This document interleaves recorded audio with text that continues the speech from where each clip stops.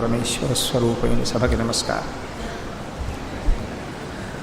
అవతారము అంటే దిగి వచ్చుట అన్నదాని గురించి నిన్న నేను మీతో ప్రస్తావన చేసి ప్రప్రథమావతారంగా కీర్తింపబడినటువంటి అవతారము దశావతారములలో మత్స్యావతారం, ఆ మత్స్యావతారం గురించి మనవి చేశాను. భగవానుడు రక్షణ కొరకు ఒకనాడు కూర్మావతారంగా దిగి వచ్చాడు. ఆది కూర్మము అంటారు, అంటే తాబేటి రూపాన్ని పొందాడైన.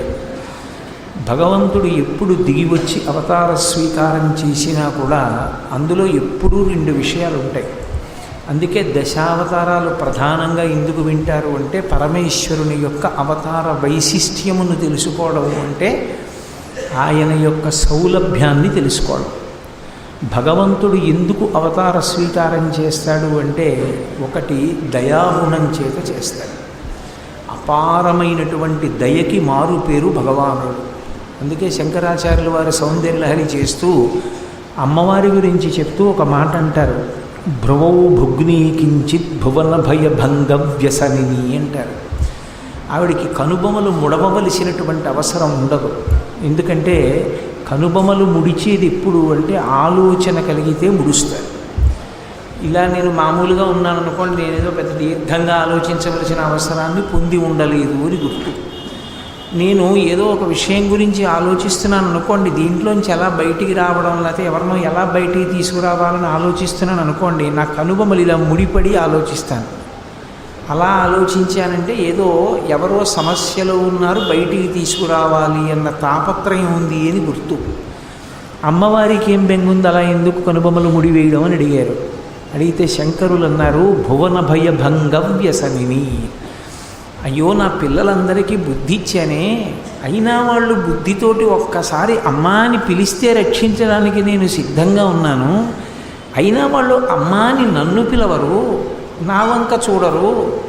ఈ లౌకికమైన వ్యాసంగంలో మునిగిపోయి ఎన్ని కష్టాల్లో ఉన్నారనేటటువంటి బెంగ చేత వీళ్ళని ఎలా బయటికి తీసుకురావడమా అని కనుబొమలు ముడివేస్తుందిట అమ్మవారు. భగవంతుని యొక్క దయ అపూర్వంగా ఉంటుంది, అసలు దాన్ని పోల్చడానికి సాధ్యం కాదు.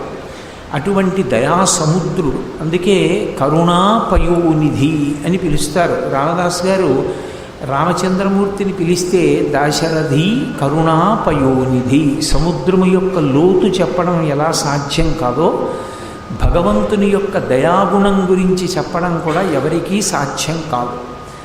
ఎంత కింద పడిపోయిన వాడైనా సరే ఒక్కసారి భగవంతుణ్ణి పిలిస్తే చాలట, ఆయన ఎంతో ఆర్తితో పరిగెడతాడు. త్రికరణ శుద్ధితో పిలవగలిగిన వాడై ఉండాలి. ఏదో పిలిచానంటే పిలిచానని నోటితో పిలవడం కాదు. భాగవతంలోని కుచేలోపాఖ్యానంలో కుచేలుని యొక్క భార్య కుచేలుడితో మాట్లాడుతూ భగవంతుని యొక్క తత్వం గురించి చెప్తుంది. చెప్తూ అంటుంది, అసలు కలలో కూడా ఎన్నడూ భగవంతుణ్ణి స్మరించినటువంటి వాడు ఎప్పుడైనా ఆపద వచ్చినప్పుడు భగవంతుణ్ణి స్మరిస్తే, కలలోనన్ ఎన్నడూ స్మరింపని వాడు నిజపతాబ్జాతంబు ఉల్లంబునం తలపన్ అంతని వచ్చి ఆర్తిహరుడై తన్నైన ఇచ్చును. ఎంత ఆర్తిని పోగొట్టాలనుకుంటాడంటేట ఒక్కసారి ఆర్తితో పిలిచినంత మాత్రం చేత పరిగెత్తుకొచ్చి తనని తాను ఇచ్చేసుకుంటాడు. అయ్యో, ఇదేమిట్రా వాడి కోరిక తీరిస్తే వేరు, నన్ను నేను ఇచ్చుకోవడం ఏమిటని కూడా ఆలోచించట. తన్నైన ఇచ్చున్ సునిశ్చల భక్తిభావములను భజించు వారికెడడే సంపద్ విశేషోన్నతులు అంటాడు. ఆ తల్లి మాట్లాడుతూ అసలు పరమభక్తితో భగవంతుణ్ణి సేవించినటువంటి వాళ్ళ కోరిక తీరకపోవడం అన్నది ఉంటుందా? అవతల వాళ్ళ యొక్క అవగుణాన్ని చూడకుండా భక్తితో పిలిస్తే పలికేటటువంటి లక్షణం ఉన్నవాడు. అటువంటి దయాసముద్రుడు. అవతార స్వీకారానికి మొట్టమొదటి కారణంగా దాన్ని చెప్పవలసి ఉంటుంది భక్తిపరంగా చెప్పినప్పుడు. ఆయన పరిత్రాణాయ సాధూనాం అంటాడు. కానీ ఆ దయ కలిగిన వాడు కాబట్టి అవతార స్వీకారం చేస్తాడు. అటువంటి స్వామి ఒకానొకప్పుడు కూర్మ అవతార స్వీకారం చేశాడు. కూర్మము అంటే మీకు అందరికీ తెలుసు, తాబేలు. దానికి కూర్మము అన్న పేరు ఎందుకు వచ్చింది అన్నదాన్ని అమరకోశం అనేకమైనటువంటి అర్థాలతో వ్యాఖ్యానం చేసింది. పృచ్ఛభాగంతో నీటిని తాగుతుంది కాబట్టి దానికి ఆ కచ్చపము అని పేరు, అంటే తాబేలు అని, నీటిని కలుషితం చేస్తుంది కదులుతున్నప్పుడు, అందుకని దానికి కచ్చపము అని పేరు. అనేక కారణము చేత తాబేటికి ఆ పేర్లు వచ్చాయి. బాగా కఠినమైనటువంటి డిప్పని కలిగి ఉంటుంది. అటువంటి తాబేటి రూపాన్ని పొందాడు ఒకసారి పరమాత్మ. ఎందుకు ఆయనకి పొందవలసిన అవసరం ఏముంది అంటే కేవలము దయ కారణంగా వచ్చింది అవతారం. దశావతారాలు ఎందుకు వింటారు అంటే, అరే రే ఆయన కాళ్ళు పట్టుకుంటేరా సద్గతిని పొందగలం, అటువంటి మహానుభావుడి కాళ్ళు పట్టుకోకుండా బ్రతకడం ఎంత అన్యాయం అనేటటువంటి బుద్ధి ఏర్పడడానికి దశావతారాలు వింటారు. ఒక్కొక్క అవతారాన్ని వింటున్నప్పుడు ఒక్కొక్క విశేషం మీకు అవగతమవుతుంది. ఒకానొకప్పుడు ఇంద్రుడు అన్ని భోగములను అనుభవించడానికి అవకాశం ఉన్నవాడు తాను చేసుకున్న తప్పు చేత తన ఐశ్వర్యాన్నంతటినీ పోగొట్టుకున్నాడు. మహాభాగవతుల యొక్క దర్శనమే అదృష్టహేతు. పరమేశ్వరుణ్ణి నమ్మి బతికేటటువంటి వ్యక్తి ఒకరోజు మన కంటికి కనపడ్డాడు అంటే అది భాగ్యహేతు, అది అదృష్టం. అటువంటి వారు కనపడినప్పుడు నమస్కరించగలగడం సంస్కారం. అటువంటి వారి చేతితో ఏదైనా ప్రసాదం ఇచ్చినప్పుడు అది భగవంతుని యొక్క అనుగ్రహంగా భావన చేసి కన్నులకు అద్దుకుని స్వీకరించాలి. ఒకానొకప్పుడు ఇంద్రుడు ఐరావతం మీద వెళ్ళిపోతున్నాడు. ఎదురుగుండా దుర్వాసో మహర్షి వచ్చారు. దుర్వాసో మహర్షి అంటే సాక్షాత్ పరమశివుని యొక్క అవతారం. ఆయన ఎక్కడి నుంచో భగవత్ ప్రసాదాన్ని తీసుకొచ్చాడు. ఆ మాల ఆయన చేతిలో ఉంది, పుష్పమాల, అది ఈశ్వర నిర్మాల్యం, అమ్మవారి మెళ్ళో వేసి తీసిన మాల. ఆ మాల పట్టుకొని వస్తుంటే ఇంద్రుడు కనపడ్డాడు. సరే కనపడ్డాడు కదా, దేవేంద్రుడు స్వర్గలోకాధిపతి అని ఈ ప్రసాదాన్ని ఆయనకి అనుగ్రహించాడు, ఆయన చేతిలో పెట్టాడు. ఇంద్రుడు ఎప్పుడూ లేనిది అప్పుడు స్వతంత్రంగా ఒక రాక్షసుణ్ణి సంహరించి వెడుతున్నాడు. అందుకని మంచి గర్వంతో అతిశయంతో ఉన్నాడు, నా అంతవాణ్ణి నేనని. ఆ పుష్పమాల అందుకుని ఓసారి కన్నులకు అద్దుకున్నాడేమో, దాన్ని ఐరావతం యొక్క కుంభస్థలం మీద పడేశాడు. అది మంచి చైతన్య పుష్పాలతో ఉంది. అంత సుగంధాన్ని వెదజల్లుతున్నటువంటి చైతన్య పుష్పములతో కూర్చబడినటువంటి హారము కనుక అనేకమైనటువంటి తుమ్మెదలు దాన్ని ఆశ్రయించి ఉన్నాయి. ఈ తుమ్మెదలన్నీ ఆ ఏనుగు యొక్క కుంభస్థలం మీద ఎగురుతూ దాని చెవులోనూ అక్కడ రొగజేసాయి. ఆ ఏనుగుకి చీకాకు కలిగింది. అది తొండం పైకెత్తి ఆ కుంభస్థలం మీద ఉన్నటువంటి పుష్పహారాన్ని తీసి నేలకేసి కొట్టింది. కొడితే అది ముక్క ముక్కలుగా ఊడిపోయింది. ఆ కోపంతో అదేం చేసిందంటే, దీనిలో తుమ్మెదలే లేచి రొద చేస్తున్నాయని తన కాళ్ళతో తొక్కేసింది. దుర్వాసో మహర్షి చూశారు. ఆనాడు ఇంద్రుడు చెయ్యడమేమి ఇప్పుడు మనం చెయ్యట్లా. పెద్దవాళ్ళని పెంచుకున్న వాళ్ళు దేవాలయానికి వెళ్ళినప్పుడు ఓ పుష్పహారం ఇస్తారు, భగవంతుడి మెడలో ఉన్నది తీసి. వీడు తెచ్చి డ్రైవర్కి ఇస్తాడు, డ్రైవర్ తెచ్చి కారుకేస్తాడు. ఆ కారు వెడుతుంటే అది కింద పడి దాని చక్రాల కిందే వెడుతుంది. అదే ఐశ్వర్య పతనానికి కారణమవుతుంది. కాబట్టి ఒక వస్తువుని ఎక్కడ పెట్టాలో తెలియని వాడికి ఆ వస్తువుని ఇవ్వకూడదు. శాస్త్రం అంతే. ఈ వస్తువు ఇచ్చినప్పుడు కనీసం ఎక్కడ పెట్టాలి అన్నది తెలియని వాడికి ఎప్పుడూ ఆ వస్తువు ఇవ్వకూడదు. భగవద్గీత పుస్తకం చేతిలో పెడితే ఎంగిలి కాఫీ కప్పు ఉన్న టీపాయ్ మీదే పెట్టే సంస్కార బలం ఉన్నవాడికి భగవద్గీత పుస్తకాన్ని బహూకరించకూడదు. భగవద్గీత పుచ్చుకునే ముందు కూడా చేతులు కడుక్కుని తీసుకుని కళ్ళకద్దుకుని ఎక్కడైనా పెట్టి రోజు ఓ పువ్వు వెయ్యగలిగిన వాడికి భగవద్గీతనివ్వాలి తప్ప ఏదో మన దగ్గర భగవద్గీత ఉంది కదా అని ఎవరికి పెడితే వాళ్ళకి ఇవ్వకూడదు. దానివల్ల ఇచ్చిన వాడికి కూడా ఇబ్బందులు వస్తాయి. దుర్వాసో మహర్షి ఇచ్చినటువంటి భగవత్ ప్రసాదాన్ని దేవేంద్రుడు ఎప్పుడైతే ఐశ్వర్య మదంతో దుర్వినియోగం చేశాడో దుర్వాసో మహర్షికి కోపం వచ్చింది. ఈ ఐశ్వర్యం ఉండబట్టే కదూ నువ్వు ఇంత అహంకారంతో ప్రవర్తించావు, కాబట్టి నీ సమస్త భోగములకు కారణమైన ఐశ్వర్య లక్ష్మి తొలగిపోవుగాక అన్నాడు. మహాత్ముల యొక్క తపశ్శక్తి చేత మరి నోటి మాటే బ్రహ్మాస్త్రం. ఎందుకు ఇస్తారు శాపం అంటే కోపంతో కాదు, ఏ తప్పు ఐశ్వర్యమతంతో చేశాడో ఆ తప్పు మళ్ళీ చెయ్యవలసిన అవసరం లేకుండా వినయం ఏర్పడేటట్టు చెయ్యడానికి ఇస్తారు శాపవాక్కు. ఇప్పుడు దేవేంద్రుని ఆశ్రయించి ఉన్నటువంటి రాజ్యలక్ష్మి ఐశ్వర్యలక్ష్మి అన్నీ వెళ్ళి సముద్రంలో కలిసిపోయాయి. సముద్రంలో పడిపోతే ఈయన రాజ్యహీనుడైపోయాడు. ఈయన రాజ్యహీనుడైపోవడం అంటే పరమేశ్వరుడు తలుచుకుంటే ఎంతసేపండి?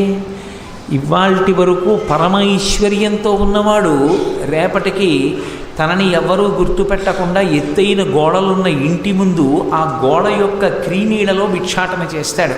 యద్భ్రూభంగా ప్రమాణం స్థిరచరరచన తారతమ్యే మురారే వేదాంతా తత్వచింతాం వరభిదురసి యత్పాద చిహ్నైత్తరంతి భోగోపోద్ఘాతకేళీచులికిత భగవత్వైశ్వరూప్యానుభావ సనశ్రీ అస్మృణీతాం అమృతలహరిధీలంఘనీయై అపాంగై అంటారు పరాశర భట్టర్లు శ్రీగుణరత్న కోశంలో.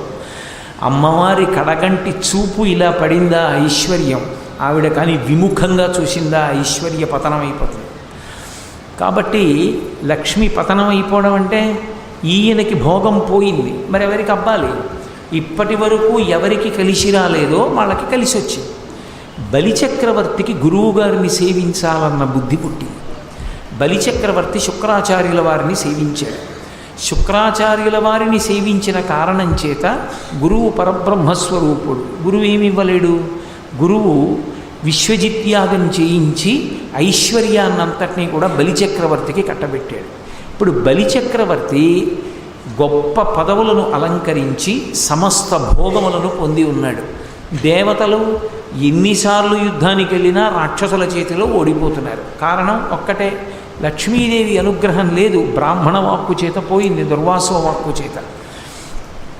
ఇప్పుడు దేవేంద్రుడికి కలిగినటువంటి మదం తొలగిపోయింది.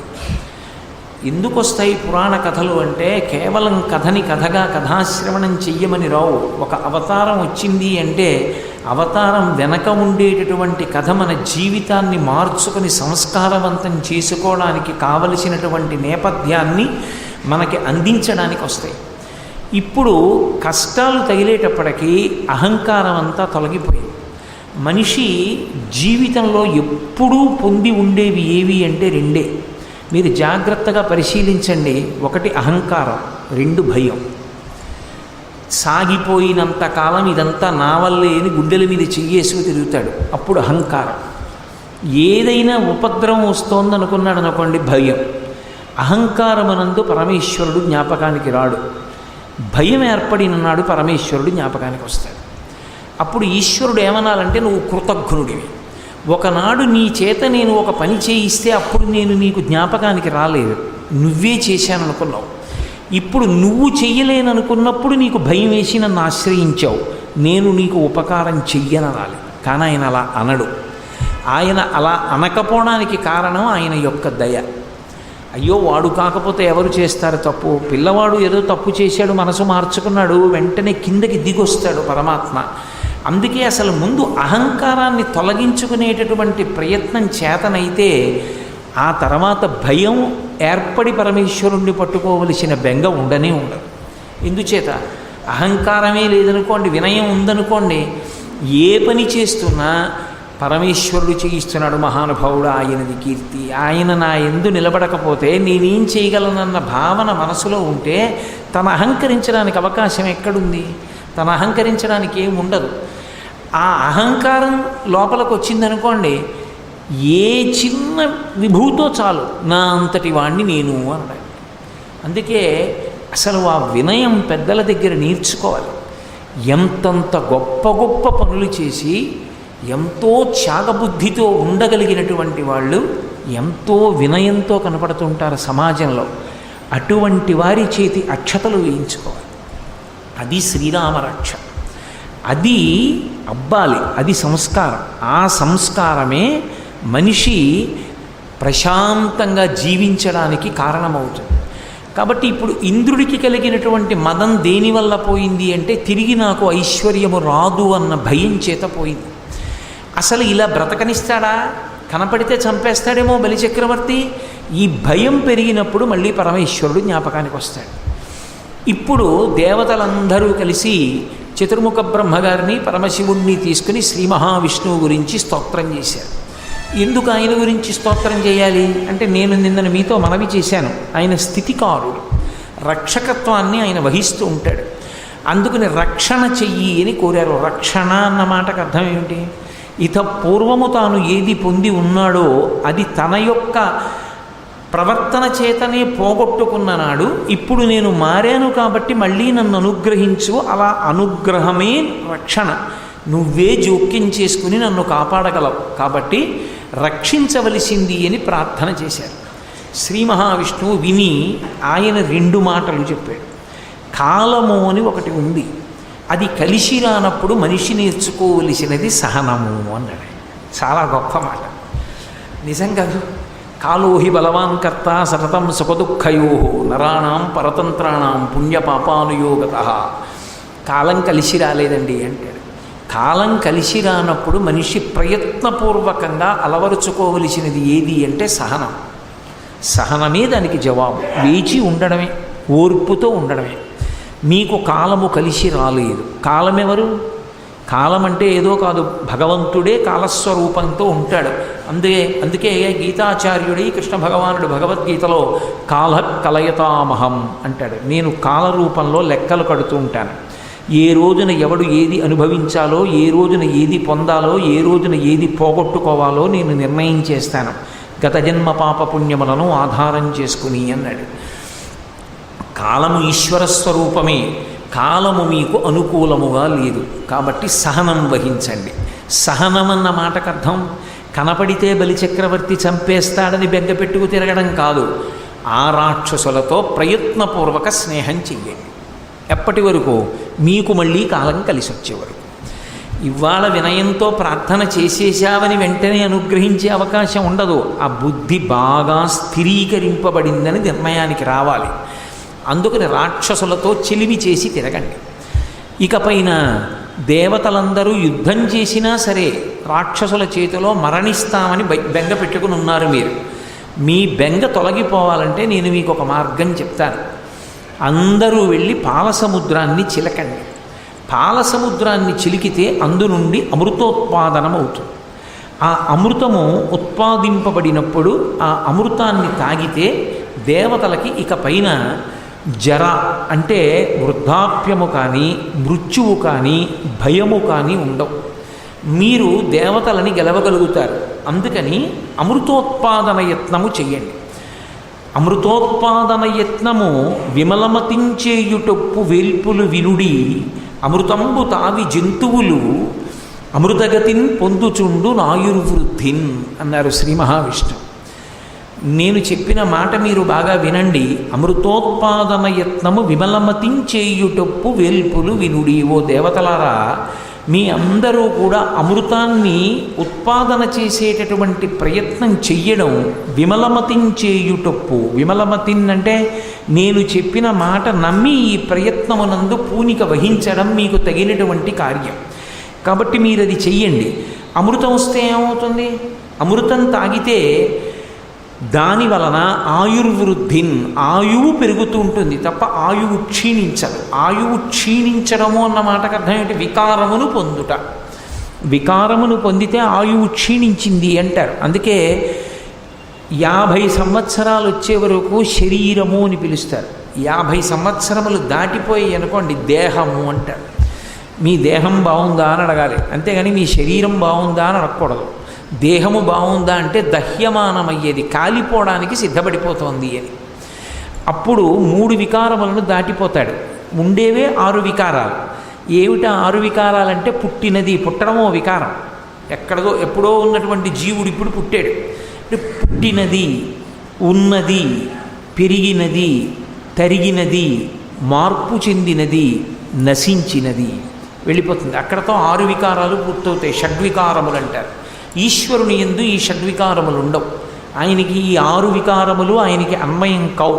అందుకే షడ్రిపు షడూర్మి షణ్ముఖ జనక అని పిలుస్తారు శంకరాచార్యులు వారు పరమశివుడికి.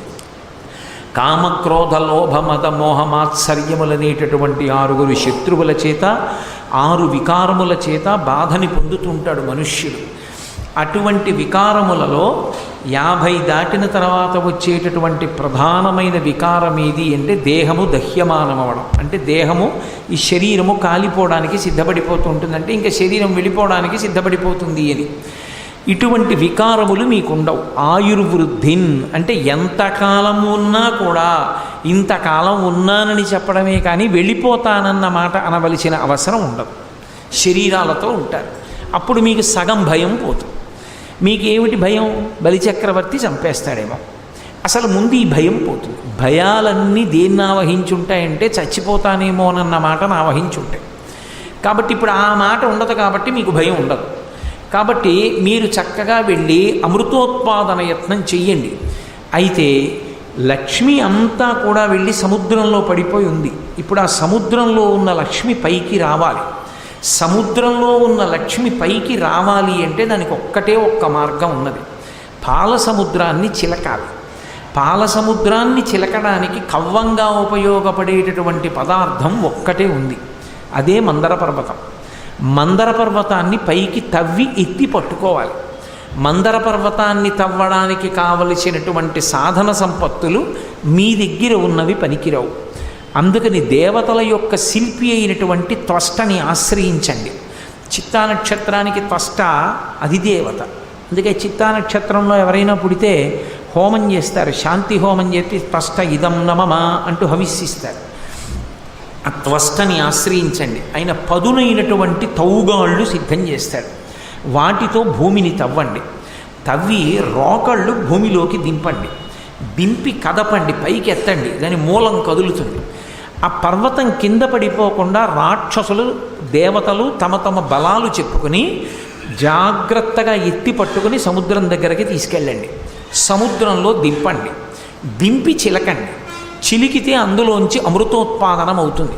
అమృతానికి ముందు హలాహలం కూడా వస్తుంది, జాగ్రత్తగా ఉండండి. అందులోంచి లక్ష్మీ, కామధేనువు, కల్పవృక్షము, పూర్వం స్వర్గలోకంలో దేవేంద్రుడి యొక్క సమస్త భోగములకు కారణమైనటువంటి సాధన సంపత్తులు ఏవి దుర్వాసో మహర్షి యొక్క శాపవాక్కు చేత అంతర్ధానమైపోయాయో అవన్నీ మళ్ళీ పైకి వస్తాయి. అప్పుడు ఇంద్రుడికి ఐశ్వర్యం కలుగుతుంది. అందుకని మీరందరూ వెళ్ళి క్షీరసాగర మథనం చెయ్యండి అన్నాడు. సరే, వెంటనే వెళ్ళారు. ఈ దేవతలు రాక్షసులతో స్నేహం చేశారు. వాళ్ళందరూ కనపడగానే రాక్షసులు దేవతల్ని చంపేస్తా ఉన్నారు. బలిచక్రవర్తి అన్నాడు తప్పు. ఆయన ధర్మం ఆయింది. రాక్షసులైనంత మాత్రాన ధర్మం లేకుండా ఉండరు. రాక్షసులలో ప్రహ్లాదుడు లేడు, మహానుభావుడు. ప్రహ్లాదుడి మనవడు బలిచక్రవర్తి. మనని ఆశ్రయించి స్నేహభావంతో వచ్చిన వాళ్ళని సంహరించకూడదు. అందరం కలిసి అమృతోత్పాదన యత్నం చేద్దాం రెండన్నాడు. అందరూ వెళ్ళారు. తౌగాళ్ళు పెట్టి తవ్వారు, రోకళ్ళు దింపారు, గుణపాలు దింపారు, పర్వతాన్ని చేతులు పట్టుకుని ఊపారు. మెల్లగా అది కదిలింది. దాని కిందకి చేతులు దింపారు. తమ తమ బలాలు చెప్పుకున్నారు, బిరుదులు చెప్పుకున్నారు. మందర పర్వతాన్ని పైకెత్తారు. జాగ్రత్తగా ఒబ్బిడిగా అడుగులేయండి అన్నారు. ఆ పర్వతాన్ని పట్టుకుని అడుగులో అడుగేసుకుంటూ సముద్రం దగ్గరికి తీసుకొస్తున్నారు. ఎంత జాగ్రత్తగా తీసుకొస్తున్నా అది మందర పర్వతం, పెద్ద పర్వతం. ఆ పర్వతం ఒక పక్కకి ఒరిగేటప్పటికీ ఆపలేకపోయారు. ఆ పర్వతం నేల మీద పడిపోయింది. పడిపోవడంలో దాని కింద పడి కొన్ని వేల మంది రాక్షసులు, దేవతలు శరీరాలు విడిచిపెట్టేశారు, చనిపోయారు. ఒరే, మనం బుద్ధిహీనులనరా, విష్ణువు మాట వినడం ఏమిటి? ఆయన మందర పర్వతం తవ్వమంటే తవ్వడం ఏమిటి? ఇది కృతజ్ఞత అంటే. ఇది చూస్తాడు ఈశ్వరుడు. ఈ విషయంలో నిలబడగలరా అన్నది చూస్తాడు. మందర పర్వతాన్ని తీసుకెళ్ళి సముద్రంలో దింపేసి ఉంటే విష్ణువు చెప్పిన మాట మంచిది. మందర పర్వతం మేము ఎత్తగలమా అండి అని ఓ మాట అంటే ఆయన ఏమని ఉండేవాడు? మందర పర్వతం ఎత్తండి అంటే ఎత్తేస్తామని వెళ్ళిపోయారు. ఆయనదా తప్పు, వీళ్ళదా? ఆ పర్వతం పడిపోయిన తర్వాత, ఇంతమంది చచ్చిపోయిన తర్వాత వాళ్ళ బలాలు స్మరించి అప్పుడు ఏడవడం మొదలుపెట్టారు. అయ్యో, ఈ మందర పర్వతం ఏమిటి, మనంతా అవ్వడం ఏమిటి, ఎత్తి పట్టికెళ్ళడం ఏమిటి, అసలు దీన్ని పాల సముద్రంలో ఎలా దింపుతాం? దింపాం పోది నెల తిప్పుతాం, ఎలా చిలుకుతాం? ఆయన చెప్పాడు, పో మనకు బుర్ర ఉండద్దు, మందర పర్వతాన్ని పైకెత్తడం ఏమిటి, కవ్వంగా చేద్దామని అని ఇప్పుడు ఏడుపు మొదలెట్టారు. తన మాట వమ్మైపోతోందని ఆధారం లేక ఏడుస్తున్నారు. కాబట్టి తను అన్న మాట మీద ప్రయత్నం అన్నది మొదలుపెట్టారు. కాబట్టి నింద చేసినా తాను వచ్చాడు గరుత్మంతుని మీద. అది ఆయన దయ. ఏడవని వాళ్ళు నన్ను తిడుతుంటే నేను ఎందుకు వెళ్ళాలని లేదు, నా మాట నమ్మి ఎత్తారు కదా పర్వతం, నేను ఎడతానన్నాడు. ఆయన గరుత్మంతుణ్ణి అధిరోహించి వచ్చాడు. వచ్చి ఈ పర్వతమేనా పడిపోయిందని ఏడుస్తున్నారు అన్నాడు. అవును, ఆ పర్వతమే అన్నారు. ఆయన ఓసారి దాన్ని అలా చేత్తో హేళగా పైకెత్తి బొంగరాన్ని తిప్పినప్పుడు ఇలా ఇలా ఇలా చేత్తో తిప్పాడు. తిప్పి చేత్తో ఎత్తి ఇలా పట్టుకుని గరుత్మంతుని యొక్క మూపు మీద పెట్టాడు. పెట్టి, ఓ గరుత్మంతా, దీన్ని తీసుకెళ్ళి క్షీరసాగరంలో దింపు కవ్వంగా అన్నాడు. అలాగే మహానుభావ అని తన యొక్క మూపురం మీద పెట్టుకొని గరుత్మంతుడు తీసుకెడుతున్నాడు. ఇప్పుడు శ్రీ మహావిష్ణువు దేవతలందరికీ ఆధ్యక్షం వహించి ఆయన అన్నాడు, నేను చెబితే చేసే పని కాదు, నేను కూడా మీ దగ్గర ఉంటాను. సంతోషం కదప్పుడు, దగ్గరే ఉంటేను. మనందరం కలిసి క్షీరసాగర మథనం చేద్దాం. కానీ ఈ క్షీరసాగర మథనం చెయ్యడానికి మందర పర్వతాన్ని పాలసముద్రంలోకి గరుత్మంతుడు దింపినప్పుడు పట్టుకుని తిప్పడానికి ఒక తాడు కావాలి. ఆ తాడు లౌకికమైనటువంటి త్రాడు పనికిరాదు. మీ దగ్గరున్న తౌగాలులు పట్టుకుని ఈ పర్వతం చుట్టూ కూడా గాడి చెక్కండి, తాడు బాగా చుట్టుకుని పట్టుకుని ఉండడానికి. అమృతంలో వాటా ఇస్తామని చెప్పి వాసుకుని పిలుద్దాం. అది చాలా గొప్ప సర్పం. ఆ వాసుకుని పిలిచి మందర పర్వతానికి చుడదాం. చుట్టి పట్టుకుని మనం క్షీరసాగర మథనం చేద్దాం. అలాగే చేద్దాం అన్నారు. కొంతమంది రాక్షసులు దేవతలు బయలుదేరారు. పర్వతం చుట్టూ తౌగాలు పెట్టి చెక్కారు. చెక్కితే ఇప్పుడు ఆ గాడిలోకి ఒరుసుకోకుండా మెత్తగా ఉన్న చోట వాసుకి అన్న సర్పాన్ని చుట్టచ్చు. ఇప్పుడు వాసుకిని పిలిచారు. ఆయన వచ్చాడు. శ్రీ మహావిష్ణువు యొక్క ఆజ్ఞ. ఆ వాసుకిని చుట్టారు. చుట్టి తలవైపు దేవతలు పట్టుకున్నారు, తోకవైపు రాక్షసులు పట్టుకున్నారు. అక్కడ వరకు బాగానే ఉంది. ఇక చిలకడం మొదలెట్టాలి. మధ్యలో ఎవడో ఓడు ఉంటాడు కదా, అహంకారం అంత తొందరగా పోతుందండి. అయ్య బాబోయ్, ఎంత అహంకారం! ముందు కుర్చీలోనే కూర్చోవాలి. ఆలస్యంగా వచ్చామని వెనక్కి కూర్చుంటామేంటి?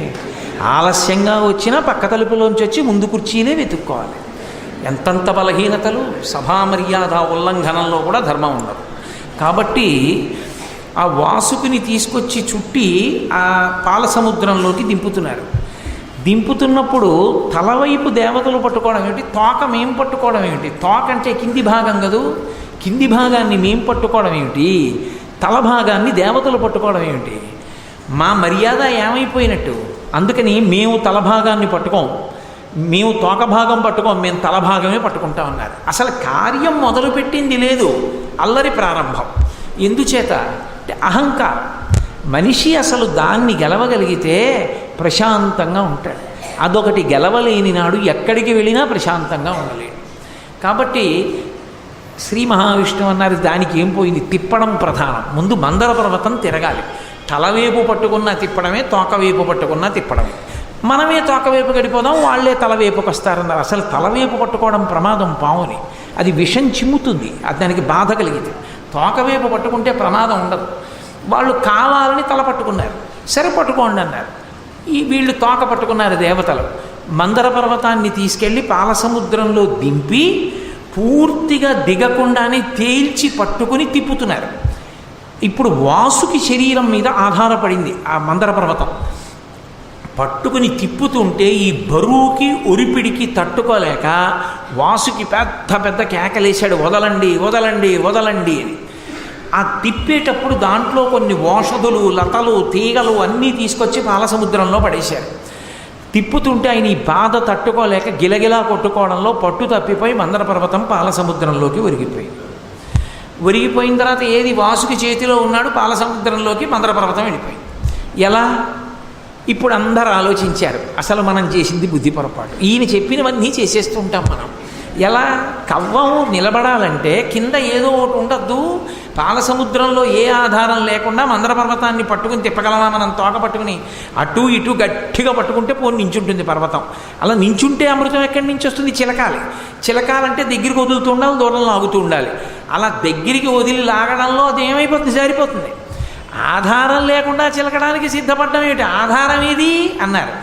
ఆధారం ఏది అనేవాడు విమర్శించేవాడే కానీ పరిష్కారం చెప్పేవాడు ఉండడు. లోకంలో చాలా పెద్ద గమ్మత్తు ఏంటంటే విమర్శ చేయడానికి ఎంతమంది అయినా ఉంటారు. అనారోగ్యంగా ఉంది అంటే సలహా చెప్పడానికి ఎంతమంది అయినా ఉంటారు. పరిష్కారం చెప్పేవాడు మాత్రం చాలా తక్కువ మంది ఉంటారు. అలా కాదులేండి, నేనున్నాను, ఏదో ఒకటి మొదలు పెడదాం అనేవాడు మాత్రం ఉండడు. ఇలా చేయకపోయారు అనేవాళ్ళు మాత్రం ఎంతమంది ఉంటారో. వాడిని మనం ఏం అడగక్కర్లేదు. ఏమండి మీరు ఏమైనా చెబుతురు అని మనం అడగక్కర్లేదు. నన్ను అడిగితేనండి అంటాడు. నిన్ను అడిగితేనండి అన్నప్పుడు అడిగేవారు కాగు. నన్ను అడిగితేనండి అని కదా అన్నావు, అడగాలిగా, ఆగాలిగా. నన్ను అడిగితేనండి అంటాడు, అడగకపోయినా చెప్తాడు. అదో అహంకారం, అదో బలహీనత మనిషికి. ఎక్కువ మాట్లాడడంలోనే బలహీనతలన్నీ పైకి వస్తాయి. అందులో మైకు పట్టుకు మాట్లాడే అలవాటు ఉంటే మరీ ప్రమాదం. ఉన్న బలహీనతలన్నీ సభాముఖంగా బయటకు వస్తాయి. కాబట్టి ఇప్పుడు మందర పర్వతం ఊంచుకోవడానికి కింద ఆధారం ఏది? అందుకని ఇప్పుడు ఆధారం ఎక్కడి నుంచి వస్తుందన్నారు. ఎన్ని అన్నా తను అన్న మాట నమ్మి సిద్ధపడ్డారు కాబట్టి, దేవతల మనసు మారింది కాబట్టి, వాళ్ళు పశ్చాత్తాపంతో ఉన్నారు కాబట్టి వాళ్ళని రక్షించడానికి ఎంత కిందకైనా వచ్చేస్తాడు ఆయన. అది ఆయన దయాగుణం. ఎందుకు వింటారు భగవంతుని యొక్క అవతారం అంటే ఆయన యొక్క దయని అర్థం చేసుకోవడానికి వింటారు. ఇన్ని తప్పులు చేస్తున్న వాళ్ళని క్షమిస్తున్నాడే, నేను ఏవో తప్పులు చేశాను అని బెంగ పెట్టుకుని భగవంతుడిని ప్రార్థన చేయడానికి వెనకంజ వేయవలసిన అవసరం ఎక్కడుంది? ఇక పైన తప్పులు చెయ్యను, చేసినవి చేశాను, ఈశ్వరా నన్ను మన్నించు అని త్రికరణ శుద్ధిగా అనగలిగితే పరిగెత్తుకు రావడానికి ఆయన ఎప్పుడూ సిద్ధంగా ఉంటాడు. అజ్ఞానినామయా దోషానశేషాన్ విహితాన్ హరే క్షమస్వత్వం క్షమస్వత్వం శేషశైల శిఖామణి అని నోటితో చెప్పడం కాదు, త్రికరణ శుద్ధిగా మనసుతో అనగలిగితే అవి ఎన్నైనా కానివ్వండి. క్షమస్వత్వం క్షమస్వత్వం ఎన్ని? అజ్ఞానినా మయా దోషాన్ అశేషాం విహితాన్ హరే. అశేషాం లెక్క పెట్టడానికి వీల్లేదు. అన్ని దోషాలు చేశాను.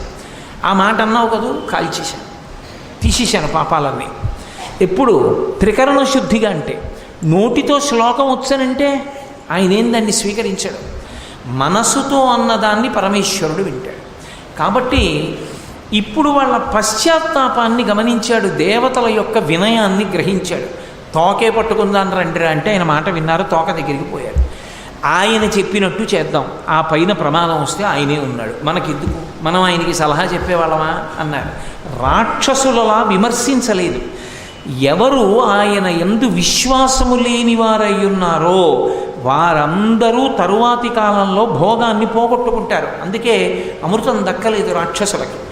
ఎవరు భగవంతుని యందు విధేయతతో భక్తితో ఉన్నారో వాళ్ళని తానే కాపాడి అందిస్తాడు అమృతాన్ని. ఇవి ఎక్కడో ఉంటాయనుకోకండి. దేవతలు, రాక్షసులు, క్షీరసాగర మథనం, ఆది కూర్మం ఇవన్నీ బయట ఉండేవి కావు. యథార్థానికి అవతారం ఎందుకు చెప్పుకుంటారంటే అది అసలు నిత్య జీవితంలో మన అనుష్ఠానానికి పనికొచ్చే అవతారం. సరే, దాని గురించి నేను తర్వాత ప్రస్తావిస్తాను. పాల సముద్రంలోకి దింపినప్పుడు దాన్ని భరించగలిగినటువంటి ఒక పదార్థం ఒకటి కావాలి. ఆ పదార్థంగా భగవానుడే మారిపోయాడు. ఆ పదార్థము నీటి లోపల ఉండి వహించగలిగినదై ఉండాలి. నీటి లోపల ఉండి వహించగలిగి అంత పెద్ద మందర పర్వతాన్ని తీసుకొచ్చి వీపు మీద పెట్టినా కూడా శరీరానికి ఉరుసుకోకుండా, పైన డిప్పకి దెబ్బ తగిలినా శరీరానికి ఇబ్బంది రాకుండా నీటిలో ఉండగలిగిన ప్రాణి ఒక్క తాబేలి. ఎందుకనంటే తాబేలు పైన డిప్ప మీద ఎంత దెబ్బ కొట్టండి తాబేలుకి ఏం అవదు. తిరగేసి ఒక్క దెబ్బ కొట్టండి చచ్చిపోతుంది. గట్టిగా చేత్తో ఇలా అంటే చచ్చిపోతుంది. అందుకే మనహ మనహ నాది నాది అన్నంతసేపు తాబేలు డిప్ప పైకున్నట్టు, తిరగేస్తే నమః నాది కాదు నాది కాదు అంటే తాబేలు చచ్చిపోయింది. మనసు 5 ఇంద్రియములతో పనిచేస్తుంటుంది, పంచ జ్ఞానేంద్రియాలతోటి. ఆ 4 కాళ్ళు ముఖం బయట పెట్టి తాబేలు తిరిగినంతసేపు మనహ, తిరగేస్తే నమః నాది కాదు. నాది కాదంటే భగవంతుడిది. మనహ నాది నాది అన్నంతసేపు అహంకారం. కాబట్టి పైన డిప్ప చాలా కఠినమైనదై వహించగలిగినదై దాని వలన తనకి దెబ్బ తగలనిదైనటువంటి ప్రాణి, నీటి యందు తాను ఉండి వహించగలిగినటువంటి ప్రాణి తాబేలొక్కటే. అందుకే ఆయన కూర్మ రూపాన్ని ధరించాడు. ఇప్పుడు ఆ కూర్మం ఎంత గొప్ప కూర్మంగా తయారైంది అంటే పోతన గారు అన్నారు, సవరనై 1,00,000 యోజనముల వెడలపునై కడు కఠోరమైనట్టి కర్పరమును అదనైన బ్రహ్మాండంబునంతను ఆహరించునట్టి ఘనతరంబగుముఖ గహ్వరంబు సకల చరాచర జీవరాశులనెల్ల పట్టి మ్రింగి లోగును మేటి కడుపు విశ్వంబుపై వేరు విశ్వంబుపై పడ్డ ఆగది కదలని ఎట్టి కాళ్ళు వెలికి లోనికి చనుదించు విపుల తుండము అంబుజంబుల పోలెడు అక్షయుగము సుందరంబగు విష్ణుండు సురలతోడ కూర్మి చెలువంద ఒక మహా కూర్మమయ్యే అన్నారు. ఆయన సుందరంబగు విష్ణుండు సురలతోడ, మహాసుందరాకారుడు శ్రీ మహావిష్ణువు. ఆయన అందం సామాన్యమైంది కాదు. ఒక్కసారి ఆయన వంక ఇలా కన్ను విప్పి చూస్తే ఇక కన్ను తిప్పడం కానీ ఆయన్ని స్తోత్రం చేయడం కానీ సాధ్యం కాదుట. విష్ణు దర్శనమైతే నోట మాట రాదు. ఎందుకు రాదు అంటే అసలు ఆ రూపాన్ని చూస్తూ అలా ఉండిపోతారట. చూపుల శ్రీపతి రూపము నాపోవక త్రావి త్రావి హర్షోద్ధతయై వాపుచ్చి మందమధురాలాపంబల పొగడనదితి లక్ష్మీనాథున్ అంటారు పోతన గారు వామనమూర్తి ఘట్టంలో. ఆయన రూపాన్ని చూస్తే చాలు అంత పొంగిపోతారు. అటువంటి స్వరూపం కలిగినటువంటి సుందరుండగు విష్ణుండు సురలతోడ దేవతలని రక్షించడం కోసమని ఆయన కూర్మితోడ అత్యంత ప్రేమ దయ కలిగినటువంటి వాడై ఒక మహా కూర్మమయ్యే పెద్ద తాబేలుగా మారాడు. ఎంత పెద్ద తాబేలంటే సవరనై లక్షయోజనముల వెడలపునై అతి కఠినంబగు కప్పరమును 1,00,000 యోజనముల వెడల్పు కలిగినటువంటి పెద్ద తాబేలుగా మారిపోయాడు. దాని మీద ఉన్న కర్పరం అంటే డెప్ప అతి కఠినమై బహుకాఠిన్యంతో ఉంది. దాన్ని బద్దలగొట్టడం ఎవరికీ సాధ్యం కాదు. ఇంకా అంత కఠినమైనటువంటి డిప్పతో ఈ బ్రహ్మాండాన్నంతటినీ కూడా పట్టి మింగేస్తుందేమో అన్నంత పెద్ద నోరు తెరుస్తూ ముఖ గహ్వరమును అంత పెద్ద ముఖంతో ఈ సకల చరాచర ప్రపంచమునందలి జీవరాశులనెల్ల మృంగి లోనికి తీసుకుని పోగలుగు వెలది కడుపు, ఇంత ప్రపంచంలో ఉన్నటువంటి సమస్తమైనటువంటి జంతురాశినంతటినీ కూడా మింగి కడుపులోకి పెట్టుకోగలిగినంత పెద్ద కడుపుతోటి, దానితో పాటుగా విశ్వంబుపై వేరు విశ్వంబుపై పడ్డ ఆగిన కదలని ఎట్టికాళ్ళు, ఈ ప్రపంచం మీద ఇంకో ప్రపంచం వచ్చి పడిపోయినా సరే ఆ కాళ్ళు ఇలా ఆపితే మళ్ళీ మెల్లిగా అడుగులేస్తాడు. తాబేలు ఎప్పుడు కూడా మెల్లగా అడుగులేసి నడుస్తుంది.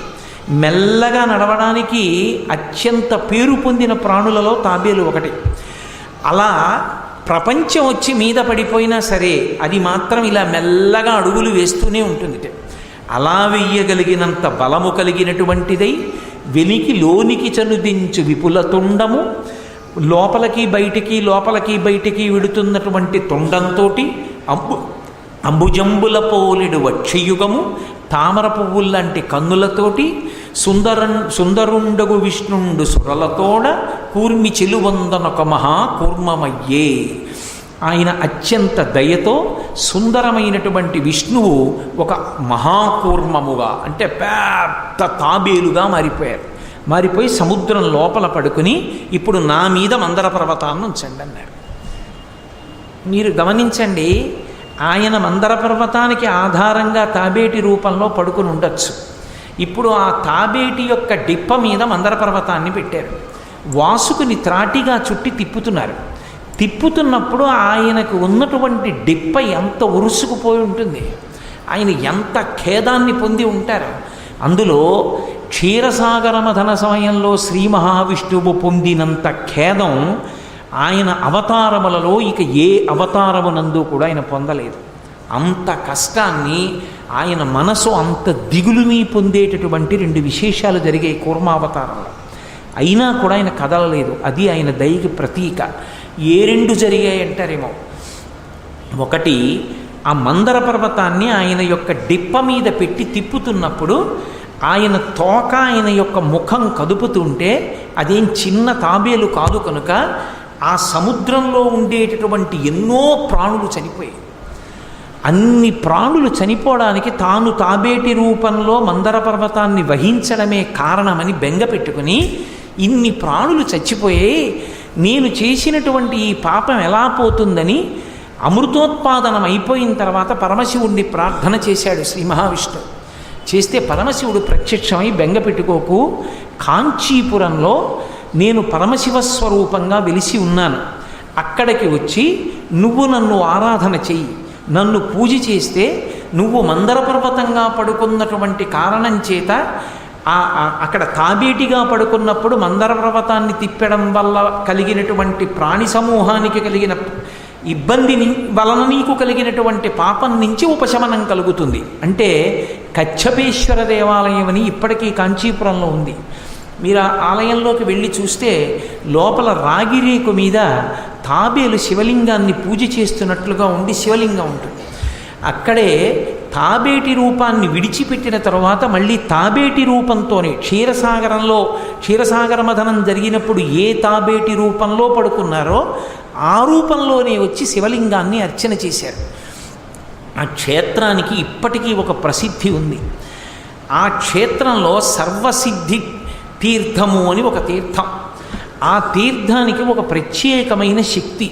శ్రీ మహావిష్ణువు యొక్క మనస్సుకు కలిగినటువంటి ఖేదం పోయిన క్షేత్రం కనుక ఎవరికైనా మనసులో విపరీతమైనటువంటి దిగులుతో కూడుకున్న కష్టం ఏర్పడితే ఆ క్షేత్రానికి వెళ్ళి ఆ తీర్థంలో స్నానం చేసి పరమేశ్వరుడికి శ్రీ మహావిష్ణువుకి నమస్కరిస్తే మనసులో ఉన్న దిగులు తొలగిపోయే అవకాశం కలుగుతుంది అని.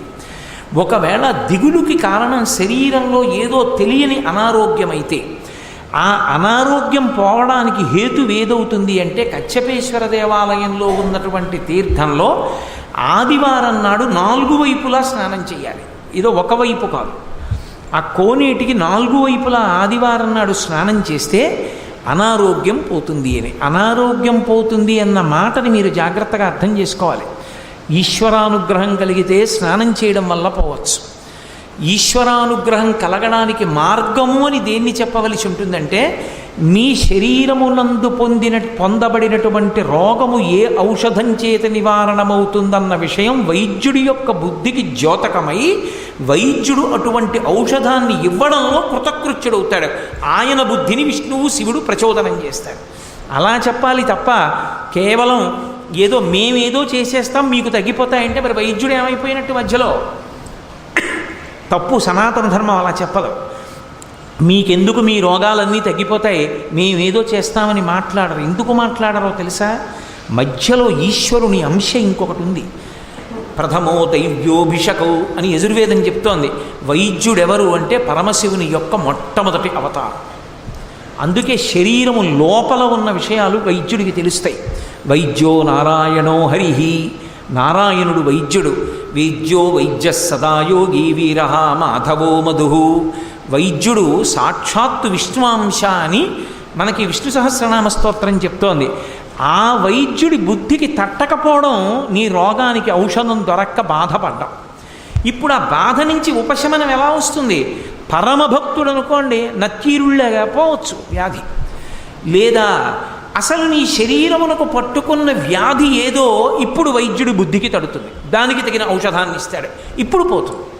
అంటే ఈశ్వరానుగ్రహం ఈశ్వరాంశ అయినటువంటి వైద్యుని యొక్క బుద్ధిని ప్రచోదనం చేసి నీ రోగానికి విరుగుడు చేకూరుస్తుంది. అది ప్రక్రియలో జరిగేటటువంటి విధానం. అందుకని ఈశ్వరాంశగా వైద్యుడు మధ్యలో ఉంటాడు. కనుక ఇప్పటికీ కాంచీపురంలో కచ్చపేశ్వర దేవాలయంలో ఉండేటటువంటి సర్వసిద్ధి తీర్థమునందు ఆదివారము నాడు 4 ఒడ్లలో స్నానం చేసినటువంటి వాళ్ళకి శరీరమునకు కలిగినటువంటి అనారోగ్యం కూడా నివారణమవుతుంది అని ప్రశస్తి. అంత ప్రఖ్యాతమైనటువంటి దేవాలయం కచ్చపేశ్వర దేవాలయం. శ్రీ మహావిష్ణువు యొక్క మనసుకి అంత ఖేదం కలిగినటువంటి అవతారం కూర్మావతారం. అంత బాధపడ్డాడు ఆయన. అక్కడతో పోలేదు. ఆయన కూర్మావతారం స్వీకరించినప్పుడు మనసుకి బాధ కలగడం కాదు, ఎప్పుడూ కలగని రీతిలో ఆయన శరీరానికి బాధ కలిగింది. శ్రీ మహావిష్ణువు యొక్క శరీరమునకు బాధ కలిగింది అన్న మాట మీకు శాస్త్రంలో కనపడదు. ఎందుకు కనపడదో తెలుసా? ఆయన శరీరము అమృతంతో ఉంటుంది. అమృతవపుహు అని విష్ణు సహస్రనామంలో ఆయనకి పేరు. అమృతవపుహు అంటే శరీరము అమృతము అని. అందుకే దానికి ఖేదం ఉండదు. ఖేదము లేని విష్ణువు యొక్క శరీరము ఖేదము పొందిన ఏకైక అవతారము కూర్మావతారం. ఆయన శరీరం చాలా బాధపడిపోయింది. ఎందుకు బాధపడిపోయిందంటే ఎక్కడి నుంచి పుట్టింది హాలాహలం? హాలాహలం పాలసముద్రం పైనుంచి పుట్టలేదు. ఆ పాలవెల్లి లోపల అప్పటికప్పటికి మంద రాగము తిరిగెన్ చప్పుడు నిండెన జండము చెప్పిడిదే మధుని చెవులు చిందరగొనియన్ ఆలోల జలధి లోపల నాలోనహి విడచి చొరల నసురుల బరపన్ గీలా కోలాహలమున హాలాహల విషము పుట్టె అవనీనాథ అన్నారు పోతన గారు. ఆ మందర పర్వతాన్ని తిప్పుతున్నప్పుడు ఆదికూర్మం యొక్క వీపు మీద ఉంది, లోపల ఉన్నాడు ఆయన. ఏ పాల సముద్రం లోపలున్నాడో ఆ పాల సముద్రం లోపల హాలాహలం పుట్టింది. హాలాహలం పుట్టి ఆయన ఒంటికి దాని సెగలు కొట్టే వేడి. అయినా ఆయన కదలలేదు. ఎందుకు కదలలేదో తెలుసా? ఒక్క కారణానికే కదలలేదు. నేను కదిలిపోతే మందర పర్వతం పడిపోతుంది. మందర పర్వతం పడిపోతే నన్ను నమ్మి పైనున్న వాళ్ళు వాసుకిని పట్టుకుని చిలుకుతున్నారు. ఈ హాలాహలం పైకి తేలివాళ్ళు పారిపోతే అప్పుడు నేను పైకి లేస్తాను. ఒకవేళ వాళ్ళు కానీ అలాగే చిలుకుతుంటే ఆ హాలాహలం చేత నా ఒళ్ళు దహించుకుపోతున్నా నేను ఇలాగే ఉంటానని ఉండిపోయాడు ఆయన. ఆ ఉండిపోవడంలో ఆయన ఒళ్ళంతా కూడా వేడికి ఎంత తప్తమై బాధని పొందింది.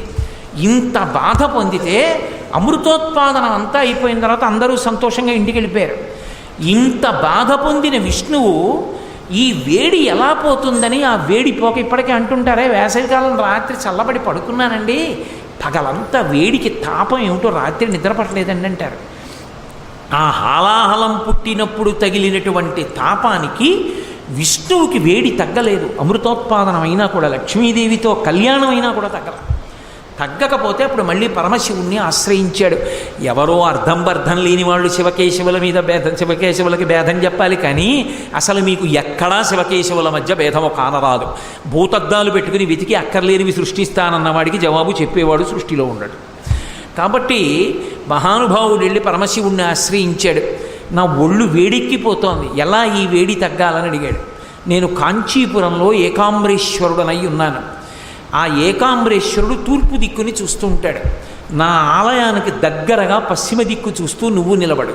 చంద్రకంఠీశ్వరుడిని పేరు. ఇప్పటికీ మీరు ఏకాంబరేశ్వరుడి దేవాలయంలో దర్శనం చేసుకుని బయటికి వచ్చి నటరాజస్వామి ఆలయానికి వెళ్ళేటప్పుడు ఇటు నటరాజస్వామి ఆలయం ఉంటుంది, ఇటు చంద్రకంఠేశ్వరుడు ఉంటాడు. తిరుమంగయ్యాళ్వారులు అక్కడ స్తోత్రం చేశారు కూడా శ్రీ మహావిష్ణు స్వరూపం మీద. ఇప్పుడు 2 విగ్రహాలు ఉంటాయి. ఒకటి కొద్దిగా ఛిద్రమైందని ఆ విగ్రహం పక్కన పెట్టి కొత్త విగ్రహాన్ని ప్రతిష్ఠ చేశారు. అక్కడ నిలబడ్డాడు. అక్కడ నిలబడితే పరమేశ్వరుని యొక్క జటాజూటములో ఉండేటటువంటి చంద్రవంక యొక్క చల్లతనం తగిలి శ్రీ మహావిష్ణువు యొక్క శరీరం చల్లబడి, అంటే ఇంత కష్టపడ్డాడనడానికి 2 సాక్ష్యాలు కాంచీపురంలో ఉన్నాయి. ఒకటి కచ్చపేశ్వర దేవాలయము, ఒకటి చంద్రకంఠేశ్వర దేవాలయం. ఒకటి ఏకాంబరేశ్వర దేవాలయంలో ఉంది, ఒకటి కామాక్షి దేవాలయం నుంచి బయటికి వచ్చేసిన తరువాత కొద్ది దూరంలో చూస్తే పెద్ద శిఖరం కనపడుతుంది, కచ్చపేశ్వర దేవాలయం. కచ్చపేశ్వర దేవాలయంలో ఇప్పటికీ ఆదికూర్మంగానే ఉన్నాడు. కాబట్టి అంత క్లేశాన్ని పొందినటువంటి అవతారం ఏ అవతారంలోనూ లేదు. ఆదికూర్మంగా ఆయన అంత కష్టపడ్డాడు. ఇంత కష్టం ఎవరి కోసం పడ్డాడు? ఏదో సరదాగా కష్టపడ్డవాడు కాడు. తనని నమ్ముకున్న దేవతల్ని ఒడ్డెక్కించడానికి తాను అంత కష్టపడ్డాడు. ఈ కష్టానికి కారణం దయ. అంత తప్పు చేసిన వాళ్ళు ప్రార్థన చేస్తే వాళ్ళని రక్షించడానికి ఇన్ని కష్టాలు పడి ఇంత దయ కలిగిన పరమాత్మ పాదాలు విడిచిపెట్టి ప్రపంచంలో కనబడ్డ ప్రతివాడికి నమస్కారాలు పెట్టద్దని నేను అన్నాం. వాణ్ణి నమ్ముకున్నాను, వీణ్ణి నమ్ముకున్నానని నమ్ముకోవలసిన వాడిని వదిలిపెట్టుకోవడం ఎంత దరిద్రం జీవితంలో. వాణ్ణి వదులుకోవడమా? లోకంలో మిగిలినవన్నీ నమ్ముకోవడమా? అవి నమ్ముకున్నా దక్కేవి కావు. వీణ్ణి నమ్ముకుంటే జారిపోయేవి కూడా దక్కుతాయి. అందుకని అటువంటి పరమాత్మ స్వరూపం, అటువంటి దయ కలిగినది ఆదికూర్మం అంటే. అటువంటి మహానుభావుడై ఆ లోపలే ఉండిపోయాడు. ఉండిపోతే మందర పర్వతాన్ని ఆయన యొక్క ఆ డిప్ప మీద పెట్టి తిప్పారు. సరే, హాలాహలం వచ్చింది, హాలాహలాన్ని శివుడు భక్షించాడు. ఆ కథ పక్కన పెట్టండి. తర్వాత అమృతోత్పాదనమైంది. అమృతోత్పాదనమైతే అయిపోయిందా? మళ్ళీ రాక్షసులకు దక్కకుండా దాన్ని దేవతలకు మాత్రమే పంచిపెట్టడానికి మోహిని అవతారం స్వీకరించవలసి వచ్చింది. ఒకే అమృతోత్పాదనలో ముందు ఆదికూర్మం, పక్కన మళ్ళీ వేరుగా మోహిని అవతారం. ఈ 2 అవతారాలు ఎవరి కోసం? మధ్యలో ఉన్న దేవతలు తనని నమ్మి నిలబడినందుకు వాళ్ళని రక్షించడానికి. రక్షించి వాళ్ళకి అమృతాన్ని కట్టబెట్టి పాలసముద్రంలోంచి మళ్ళీ కామధేనువు, కల్పవృక్షము, లక్ష్మీదేవి ఇన్ని పైకొచ్చేటట్టు చేసి ఇన్నిటితోటి దేవేంద్రుడు భోగభాగ్యాలతో స్వర్గలోకాధిపత్యం పొందేటట్టుగా అనుగ్రహించినటువంటి పరమదయాశాలి శ్రీ మహావిష్ణువు యొక్క అవతారమైనటువంటి ఆదికూర్మావతారం. అంత గొప్ప అవతారం. అందుకే ఆదికూర్మావతారాన్ని స్మరించిన, కూర్మావతారం గురించి ఒక్కసారి చదువుకున్న, కూర్మావతారం గురించి చెప్పిన, కూర్మావతారం గురించి విన్న విష్ణువు కాదుట, విష్ణువుతో పాటుగా 33 కోట్ల మంది దేవతలు ప్రీతి చెందుతారు. ఎవరు కూర్మావతారాన్ని తలుచుకుంటారో వాళ్ళు జ్ఞానాన్ని పొందుతారు.